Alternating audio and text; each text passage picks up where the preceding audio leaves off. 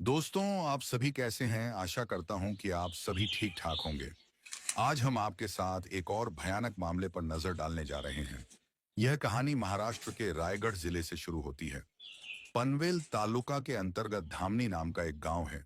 इस गांव से एक नदी बहती है और इसी नदी ऊपर एक पुल है। तो यह 14 दिसंबर 2022 था और दोपहर का समय था। धामनी गांव के कुछ स्थानीय लोग सामान्य रूप से पुल से गुजर रहे थे।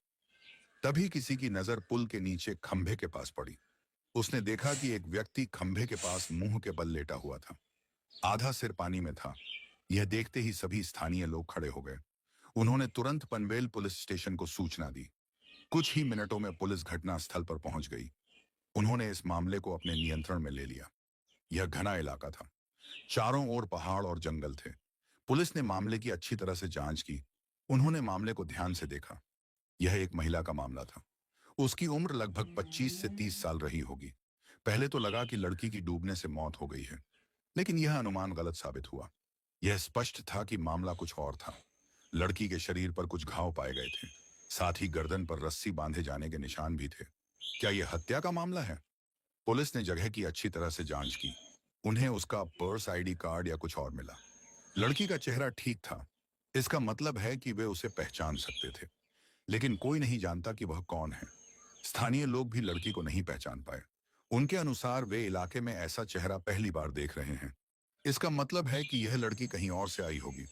शुरुआती जांच के बाद शव को पोस्टमार्टम के लिए अस्पताल भेज दिया गया। उसका पोस्टमार्टम किया गया। पोस्टमार्टम रिपोर्ट से यह साबित होता है, दरअसल उसका गला घोंटा गया था। उसके शरीर पर घाव के निशान भी मिले थे। यह एक हत्या का मामला था। लड़की की हत्या हुए ज्यादा समय नहीं हुआ था, बस 24 घंटे या उससे भी कम समय लगा होगा। अब चूंकि यह एक हत्या का मामला है, इसलिए पनवेल पुलिस स्टेशन में 15 दिसंबर तक अज्ञात के खिलाफ हत्या का मामला दर्ज है। अब इस मामले की जांच का समय था। हत्यारे का पता लगाना था, लेकिन उससे पहले लड़की की पहचान पता करनी थी। अब चूंकि यह एक हत्या का मामला था, इसलिए इस मामले को स्थानीय पुलिस ने क्राइम ब्रांच यूनिट को सौंप दिया। अब क्राइम ब्रांच ने अपनी जांच शुरू की। सबसे पहले उस जगह पर चलते हैं जहां से शव को बरामद किया गया था, यानी धामनी गांव में नदी का किनारा। वहां फिर से जांच की गई। अस्पताल में लड़की का शव देखा गया। पुलिस ने लड़की से बरामद की गई चीजों को भी देखा। कुछ खास नहीं मिला।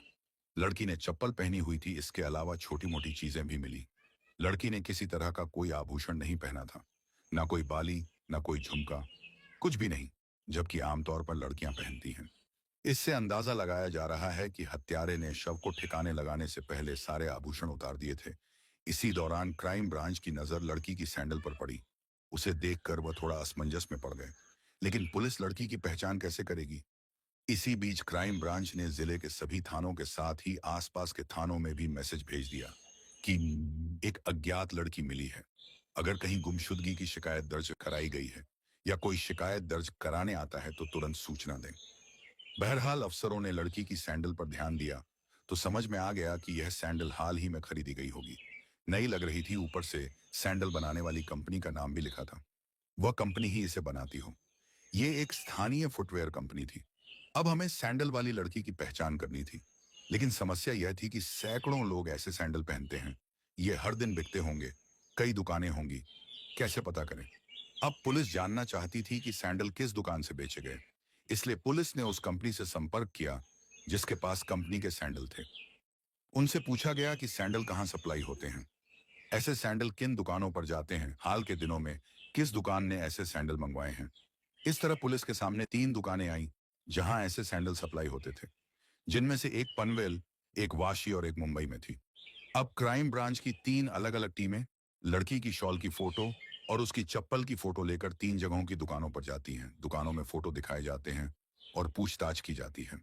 यह सब चीज 15 और 16 दिसंबर के बीच चल रही थी। वाशी में चप्पल जूते की दुकान थी। एक सेल्समैन ने चप्पल देखते ही पहचान लिया और कहा उसने ही उस चप्पल को बेची है।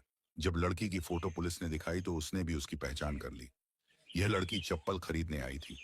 यह करीब 1 हफ्ते या 10 दिन पहले की बात है। गनीमत यह रही कि दुकान में सीसीटीवी कैमरा भी लगा हुआ था। अब पुलिस कैमरे की फुटेज देखने लगी। सेल्समैन के मुताबिक वह टाइमलाइन को आगे पीछे देख रहे थे। जांच करते हुए पुलिस ने 6 दिसंबर की फुटेज देखनी शुरू की। इसमें एक ग्राहक को देखते ही सेल्समैन ने कहा कि यह तो वही लड़की है। पुलिस ने ध्यान दिया तो भी वह वही लड़की लग रही थी। जब उसने थोड़ा और ध्यान दिया तो देखा कि लड़की के साथ एक लड़का भी था। वह देखने में बहुत हट्टा कट्टा बॉडी बिल्डर लग रहा था। लड़की को सैंडल पसंद आ गई और उसने खरीद ली। लड़का बिल काउंटर पर पैसे दे रहा था। अब पुलिस ने बिल की कॉपी चेक की। वो भी लड़की के नाम पर था। यहां से लड़की का नाम पता चला, उर्वशी वैष्णव। यह लड़की नई मुंबई के कोपर खैराना इलाके की रहने वाली थी। हमें ऐसी लड़की के बारे में पता चला, लेकिन उसके साथ वह लड़का कौन है? उसे देखने से वह जिम में कसरत करने वाला लग रहा था। वह बॉडी बिल्डर था। अब चूंकि यह लड़की कोपर खैराना की है तो ज्यादा संभावना थी कि यह लड़का भी उसी इलाके या आसपास का होगा। वह जरूर वहां किसी जिम में जाता होगा। अब पुलिस ने सभी जिम के बारे में पता लगाया। फुटेज में मिले लड़के की फोटो दिखाकर पूछताछ की गई। सभी जिम के सीसीटीवी कैमरे भी चेक किए गए। लड़की के साथ जो भी हुआ शायद यह लड़का कुछ बता सके। यह भी संभव था कि वह हत्यारा ना हो। अब 17 दिसंबर का दिन आता है। उसी दिन नई मुंबई में जो पुलिस स्टेशन था, उसने यहां से एक व्यक्ति को फोन करके पुलिस स्टेशन बुलाया। उस व्यक्ति का नाम पारस वैष्णव था। इसके बाद पारस के चचेरे भाई जितेंद्र और उसके बहनोई निरुल पुलिस स्टेशन पहुंचे। वहां अधिकारी ने उन्हें पनवेल पुलिस स्टेशन जाने को कहा। इसके बाद बहनोई और उसका चचेरा भाई परिशियास पुलिस स्टेशन पहुंचे। पारस का भाई भी वहां गया। पनवेल पुलिस स्टेशन में पुलिस ने तीनों को एक फोटो दिखाई। यह फोटो किसी और की नहीं, बल्कि धामनी गांव में नदी के किनारे मिली लड़की की थी। इसे देखकर तीनों को एहसास हुआ कि यह उसकी बहन उर्वशी है। अब पुलिस को मृत लड़की की पहचान मिल गई थी। क्राइम ब्रांच ने उनसे पूछताछ शुरू की। पूरी घटना पता चल गई। यह लड़की कौन है, क्या करती है, कैसे गायब हुई, उसके साथ यह किसने किया? क्या आपको किसी पर शक है? लड़की यहाँ कैसे आई? ऐसी कई जानकारियां पुलिस को मिल गई। लड़की का नाम उर्वशी सत्यनारायण वैष्णव था। उसका असली घर राजस्थान के बूंदी में विभान रोड पर दयानंद कॉलोनी में था।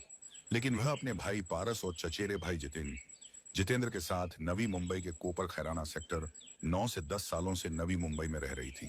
वह नेरुल में सोना रेस्टोरेंट एंड बार में वेटर का काम करती थी। यह अच्छा था कि उसके पास नौकरी थी और वह अच्छा पैसा कमा रही थी। उसके पास अपनी कार भी थी, लाल बैलेनो। 13 दिसंबर को सुबह 9:30 पर उर्वशी अपनी कार से उस रेस्टोरेंट में जाती है जहां वह काम करती थी। उसके साथ उसका एक दोस्त रियाज खान था। कार उसका दोस्त ही चला रहा था। उर्वशी को रेस्टोरेंट में छोड़ने के बाद दोपहर 11:30 पर रियाज उर्वशी के घर वापस आया। उसने अपने भाई पारस से एक कप कॉफी बनाने को कहा। पारस ने उसे एक कप कॉफी बनाकर दी। फिर वह उर्वशी की कार लेकर चला गया। शाम 5 बजे उर्वशी अपने भाई को फोन करती थी कि उसकी ड्यूटी खत्म हो गई है और वह घर आ रही है। कभी उसका भाई उसे लेने जाता है, कभी उसके दोस्त उसे लेने जाते थे और कभी वह अकेली घर आती थी। लेकिन 13 दिसंबर की शाम को उर्वशी के भाई को फोन नहीं आता। समय धीरे धीरे बीतता गया। अंधेरा होने लगा, लेकिन उर्वशी घर नहीं आई। जब उसके भाई ने उसे फोन किया तो उसने फोन भी नहीं उठा। उसका जीजा भी मुंबई में रहता था। उसके भाई ने उसे फोन करके घटना के बारे में बताया कि उसकी बहन उर्वशी अभी तक घर नहीं आई है। वे भी कोपर खैराना पहुंचे ही थे। उसके भाई पारस ने उर्वशी के दोस्त रियाज को फोन किया। उसका दोस्त भी हैरान था कि उर्वशी अभी तक घर क्यों नहीं आई। अगले दिन उर्वशी के घर वापस आने की उम्मीद थी, लेकिन जब वह वापस नहीं आई तो उर्वशी के भाई पारस, उसके चचेरे भाई जितेंद्र, उसके जीजा और उसके दोस्त रियाज सभी नेरुल थाने गए और उर्वशी के खिलाफ गुमशुदगी की शिकायत दर्ज कराई। लेकिन आज 17 दिसंबर को उन्हें उसकी मौत के बारे में पता चला। पुलिस ने उर्वशी के 3 रिश्तेदारों, उसके 2 भाइयों और जीजा से पूछा, क्या आपको किसी पर शक है? तीनों ने बिना किसी हिचकिचाहट के उर्वशी के दोस्त रियाज पर देर रात वह आदमी उर्वशी की कार लेकर अकेला आता है और घर पर पार्क करके अपनी बुलेट बाइक लेकर चला जाता है। उसके चचेरे भाई जितेंद्र ने उसे ऐसा करते हुए देख लिया। उसने यह भी देखा कि उसकी बहन उसके साथ नहीं है। हालांकि यह आदमी उर्वशी के खिलाफ शिकायत दर्ज कराने नरुल पुलिस स्टेशन भी गया था, लेकिन उसके बाद वह गायब हो गया। जब उसके भाई ने पहली बार रियाज को फोन करके उर्वशी के बारे में पूछा तो उसने अनजान बनने का नाटक किया। इसके बाद उसने फोन काट दिया। फिर उसने कभी फोन नहीं उठाया। वह भी 15 दिसंबर से गायब है। पुलिस को जूते की दुकान पर फुटेज मिली जिसमें उर्वशी एक लड़के के साथ सैंडल खरीद रही थी। पुलिस ने यही फुटेज उर्वशी के भाइयों को दिखाई। भाइयों ने देखते ही कहा कि यह उसका दोस्त रियाज खान है। उधर क्राइम ब्रांच की अलग अलग टीमें जिम में तैनात थी और फुटेज देख रही थी। 17 दिसंबर को पुलिस को पता चला कि रियाज घनसौली के एक जिम में जिम ट्रेनर है। वह जिम में पर्सनल ट्रेनिंग देता है। पुलिस को उसका पता भी मिल गया, जो building number 26 महादा colony, Gautam Nagar, Govandi waste, Mumbai था।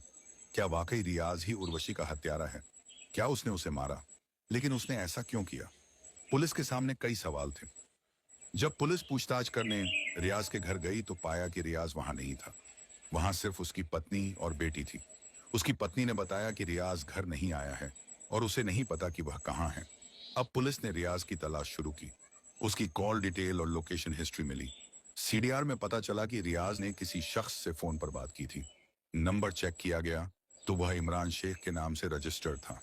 अब उस समय की लोकेशन भी चेक की गई है। पता चला कि 13 दिसंबर की शाम को रियाज और इमरान की लोकेशन एक ही जगह देखी गई थी। उन्होंने शिलफाटा नाम के इलाके से तलाश शुरू की। फिर वे नेरुल गए, फिर खंडा कॉलोनी, फिर नेरुल, फिर अकुरली और आखिर में पनवेल। नेरुल के बाद उर्वशी की लोकेशन भी उनके साथ देखी गई। बीच में लड़की की लोकेशन बंद हो गई। इमरान और रियाज पनवेल गए। वे वहां कुछ देर रुके, फिर वे वापस शिलफाटा आ गए। यहां से दोनों की लोकेशन अलग हो गई। अब रियाज के अलावा एक और संदिग्ध मिल गया था, इमरान शेख। उसे ढूंढने के लिए ज्यादा कुछ नहीं करना है। वह इंडियन मेल नगर में गोवंडी के पास रहता था। वह पार्सल डिलीवरी का काम करता था। पुलिस ने उसे 18 दिसंबर तक उठा लिया और पूछताछ की। इसकी मदद से रियाज भी पकड़ा गया। रियाज और इमरान ने मिलकर उर्वशी की हत्या की। पहले उन्होंने बताया कि उन्होंने उसे कैसे मारा। इसके बाद वह हत्या की वजह भी बताते हैं।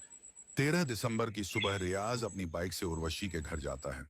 उसने अपनी बाइक वहीं खड़ी कर दी। इसके बाद वह उर्वशी को अपने रेस्टोरेंट ले गया। फिर दोपहर 1:30 पर वह उर्वशी के घर आता है और कॉफी पीता है। वह खुद को नॉर्मल दिखा रहा था ताकि बाद में को कोई उस पर शक ना करे। फिर शाम को वह इमरान को लेने शिलफाटा गया। वहां से उसे लेने के बाद वह उर्वशी को लेने निरल के पास जाता है। उससे कहता है, चलो टहलने चलते हैं, फिर तुम्हें घर छोड़ दूंगा। उर्वशी की ड्यूटी पूरी हो गई थी तो वह खुशी खुशी उसके साथ चल दी। कार रियाज चला रहा था। उर्वशी ड्राइवर के बगल वाली सीट पर बैठी थी और इमरान पीछे बैठा था। रियाज के इशारा करते ही इमरान ने नायलॉन की रस्सी का इस्तेमाल किया, जो उसने पहले से ही शीट के नीचे रखी हुई थी। उसने पीछे से उर्वशी का गला घोंटना शुरू कर दिया। इसमें उर्वशी के दुपट्टे का भी इस्तेमाल किया गया है। रियाज ने उर्वशी के हाथ पकड़ रखे थे ताकि वह हिल ना सके। इस तरह चलती कार में उर्वशी का गला घोंटकर हत्या कर दी गई। इसके बाद दोनों हत्यारे पनवेल चले जाते हैं। पहले उर्वशी रियाज के साथ यहाँ घूमने आती थी, इसलिए रियाज इस जगह को अच्छे से जानता था। यह बहुत सुनसान था। यहाँ बहुत कम लोग आते थे। रात में कोई नहीं आता था। इसीलिए वे अंधेरे में वहां गए और उर्वशी की लाश को धामनी गांव के पुल से नदी में फेंक दिया। उन्हें लगा कि वह पानी में डूब जाएगी, लेकिन अंधेरे की वजह से कुछ भी ठीक से दिखाई नहीं दे रहा था।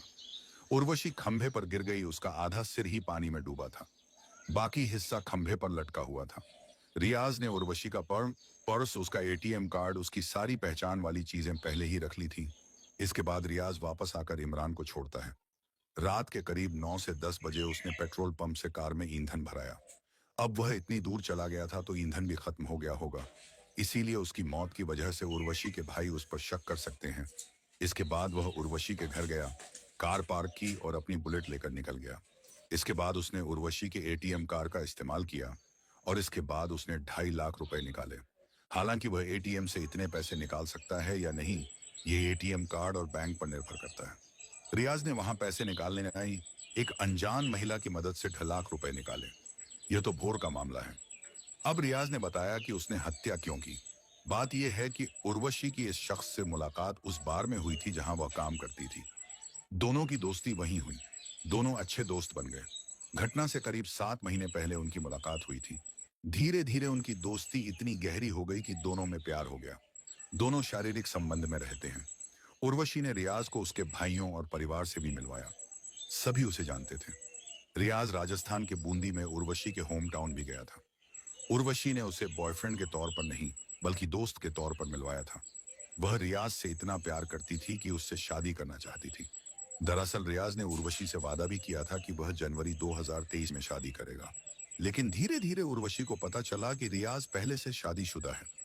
उसकी एक बेटी भी है। कुछ रिपोर्ट्स के मुताबिक रियाज की 3 शादियां हुई थी। उसने 2 को तलाक दे दिया था। तीसरी पत्नी से उसकी एक बेटी भी थी। इसके बावजूद उसने उर्वशी को गर्लफ्रेंड बनाया और उससे शादी का वादा भी किया। यह सब देखकर उर्वशी को बहुत धक्का लगा। उसने रियाज को धमकी दी कि वह पुलिस में उसके खिलाफ धोखाधड़ी का केस दर्ज कराएगी और अपने परिवार को सच्चाई बता देगी। दोनों के बीच काफी झगड़ा हुआ, लेकिन बाद में यह झगड़ा शांत हो गया। दोनों पहले की तरह रहने लगे। अब उर्वशी रियाज पर शादी का दबाव बनाने लगी। अगर उसने ऐसा नहीं किया तो वह पुलिस में जाकर शिकायत कर देगी। वह तुम्हारे घर भी जाएगी और सबको बता देगी। उर्वशी किसी भी कीमत पर रियाज से अलग नहीं होना चाहती थी, लेकिन रियाज उसे दूर रखना चाहता था। लेकिन ऐसा नहीं होता। आखिरकार रियाज ने उर्वशी को मारने का फैसला किया कि वह उसे जिंदा नहीं छोड़ेगा। अगर उसने सबको सच बता दिया तो बहुत बदनामी होगी। हत्या से कुछ दिन पहले उर्वशी रियाज को राजस्थान ले गई। वहां किसी की शादी थी, उसे उसमें शामिल होना था। शादी से लौटने के बाद उर्वशी उससे शादी करने की जिद करने लगी। अब रियाज को उसे मारना था, लेकिन कैसे। इसी बीच उसके दोस्त इमरान ने उससे संपर्क किया और कहा कि उसे कुछ पैसों की जरूरत है। उससे कुछ पैसे उधार दे दो, वह बाद में तुम्हें लौटा देगा। रियाज के दिमाग में एक आइडिया आया। उसने सोचा कि क्यों ना इसे भी प्लान में शामिल कर लिया जाए। फिर उसने अपने दोस्त से कहा कि कर्ज मांगने की जरूरत नहीं है, मेरे साथ एक काम करो। काम हो जाने के बाद वह तुम्हें 50,000 दे देंगे। उसे लौटाने की जरूरत नहीं है। पैसों के लालच में इमरान भी उर्वशी की हत्या की साजिश में शामिल हो गया। हत्या के बाद रियाज ने इमरान को 50,000 दिए। रियाज ने पुलिस को जो बताया, उसके मुताबिक पुलिस ने अपनी जांच जारी रखी, सबूत जुटाने शुरू किए। उर्वशी और रियाज साथ साथ दिखे। सीसीटीवी कैमरे में दिखा कि अकेले उर्वशी के एटीएम कार्ड से पैसे निकालता हुआ दिखाई दे रहा है। उसने नेरल के एक एटीएम से किसी अनजान महिला से पैसे निकलवाए। उसने पेट्रोल पंप पर पेट्रोल भरवाया। कैमरे से सब कुछ देखा जा सकता है। कॉल डिटेल और लोकेशन हिस्ट्री भी थी। इस मामले में दिक्कत यह थी कि किसी ने उर्वशी की हत्या होते या उसकी लाश ठिकाने लगाते नहीं देखा था। कोई चश्मदीद गवाह नहीं था। सिर्फ परिस्थिति जन्य और तकनीकी सबूत थे। 16 मार्च 2013 को इमरान और रियाज ने केस शुरू किया। अब तक 49 गवाहों की गवाही हो चुकी है। रियाज ने कोर्ट में कई बार जमानत के लिए अर्जी दाखिल की थी, लेकिन उसे खारिज कर दिया गया। लेकिन 2 सितंबर 2024 को सेशन कोर्ट ने रियाज को जमानत दे दी, यानी उसे जमानत पर रिहा कर दिया गया। इमरान के पास कोई अपडेट नहीं है। इस तरह शादीशुदा होने के बाद भी एक आदमी का एक्स्ट्रा मैरिटल अफेयर होता है और लड़का भी बिना कुछ जाने उससे प्यार करने लगा। उसे रियाज से प्यार हो गया और फिर उसने आपको बताया कि उसके साथ बाद में क्या हुआ। लिविंग में ऐसे कई क्राइम के केस हैं और ये बढ़ते ही जा रहे हैं। जिस तरह से रियाज ने उर्वशी को धोखा दिया और प्यार का नाटक किया, उसके लिए उर्वशी की माँ, भाई, परिवार वाले रियाज की फांसी की मांग कर रहे हैं और रियाज जमानत पर बाहर घूम रहा है। तो चलिए आज की कहानी यहीं खत्म करते हैं। कमेंट करके बताइए कि आपको वीडियो कैसा लगा। अगर आप सभी को हमारी मेहनत पसंद आई हो तो इस वीडियो को लाइक और शेयर जरूर करें। चैनल को सब्सक्राइब नहीं किया है तो चैनल को सब्सक्राइब कर लीजिए। कल फिर मिलते हैं एक नई स्टोरी के साथ। तब तक आप सभी अपना और अपने परिवार का ख्याल रखें। स्वस्थ रहें, मस्त रहें। जय हिंद, जय भारत, वंदे मातरम।